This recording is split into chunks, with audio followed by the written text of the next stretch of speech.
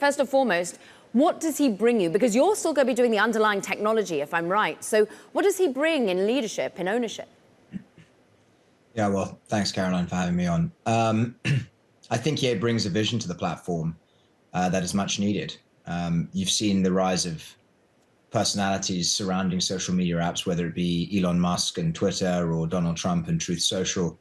I think that Parler very much looks to a charismatic leader. And I think that we have one who is going to take the platform forward in terms of vision and direction, both creatively, from a marketing perspective, from an outreach perspective. I think he's going to bring a lot of necessary creative talent to the platform.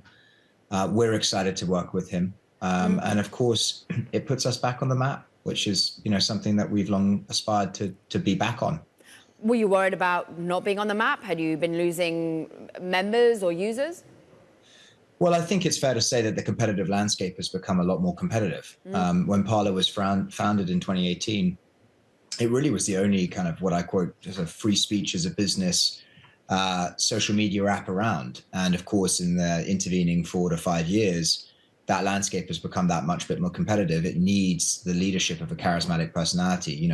Much as I like to compliment myself as sort of being a charismatic leader, it's just a different game when it comes to outreach and presence in existing social media apps. So, Kanye's obviously Ye's presence on Instagram and Twitter is enormous. Yeah. His outreach is global.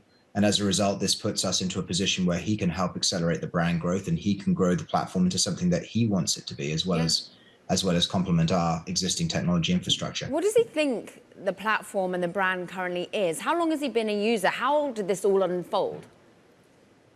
Well, it came about quite quickly. I would say the deal really took shape in the last couple of weeks. And the reason being is because obviously he himself has fallen victim to the cancel culture narrative, which deplatformed him from Twitter and Instagram. He has been a proponent of free speech for a very long time. But I think that the scales kind of fell from his eyes in regards to big tech censorship in the last couple of weeks. And that was really when the conversation began in earnest. And really, the deal took shape in about the last week. And, we're putting together, obviously, the final touches. We haven't yet concluded the deal. As I mentioned in the press release, it should be concluded in Q4. Yeah. But we were keen to get this statement out to give a statement of intent of where the platform's going. I'm interested, of course, he has been deplatformed because of accusations of anti-Semitic posts. How do you ensure that you have the right line of what's free speech and what's hate speech? Sure. So I think philosophically, I take that back to a slightly higher question, which is who is in the position to make that decision? And my question always in response to that is, if I'm making the decision, then what right do I have to make the decision? Parler has community guidelines which outlaws on the platform pornography, financial doxing, gore and violence. And of course, those are stripped from the platform when they're put up. And we also have a very rigorous bot determinant, which removes bots from the platform as well. Beyond that, of course, Parler is a free speech site, and we believe in maximum allowable free speech. We believe in various studies which have proven that more speech actually cures bad speech in some ways. So to show a bad idea a good idea is the best way to cure the bad idea. And that's kind of what we believe. In terms of ideas of this deal, it's been noted by many that your wife, Candace Owens, is in some way, someone who's been helping certainly Kanye West himself came to her movie, has been talking about some of the things she's shone a light on. I'm interested as to how much she played a role in the deal in some way. I mean, my wife is an integral part of my life. It'd be difficult to divorce everything that we do from each other. Look, I mean, we're a team. And for sure, she obviously has a relationship with Kanye. They talk very extensively about culture. She's deep in the trenches on various cultural aspects, including, of course, flying to his fashion show in Paris a couple of weeks ago. And so, I wouldn't have had my introduction to Ye if it wasn't for her.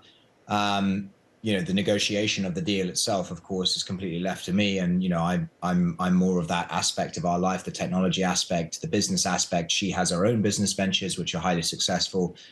She's a very successful businesswoman in her own rights. And so she brought him into the conversation, but the deal itself was negotiated by me. What about deals of the future? We've just seen a tweet put out by Elon Musk, an amusing one, an interesting one, a thought-provoking one, but him and Ye becoming some sort of team in some way, with him as Twitter and Ye with Parler. What do you make of that? Is that a future you'd want for the company you built? Yeah, I mean, I think that I was highly entertained to see that tweet, obviously. Look, strategic partnerships on the table, absolutely. I said this morning, I think in a comment that I gave, that we are at the end of the beginning of the start of the Patriot economy, right? We're the end of the beginning of the Patriot economy. This is, I think in the last 5 years, you've seen a massive land grab in terms of companies launching and trying to take positioning in this space. You're now seeing it in banking, you're seeing it in social media, you're seeing it in payment processing, you're seeing it in everything from insurance to coffee, to everything in the world. And I think what's happening now is that the space has become quite crowded, and you're going to see consolidation. I think you're potentially going to see more M&A in this space. And so I think that's going to be very exciting. Look, the decision is now Ye's, and we are excited to work with him on that possibility. There's absolutely a possibility that he could want to turn the company around and sell it and make it something part of much bigger, or in turn, he could be looking for acquisitions himself. That's a discussion that I have yet to have with him. So I think this is very exciting.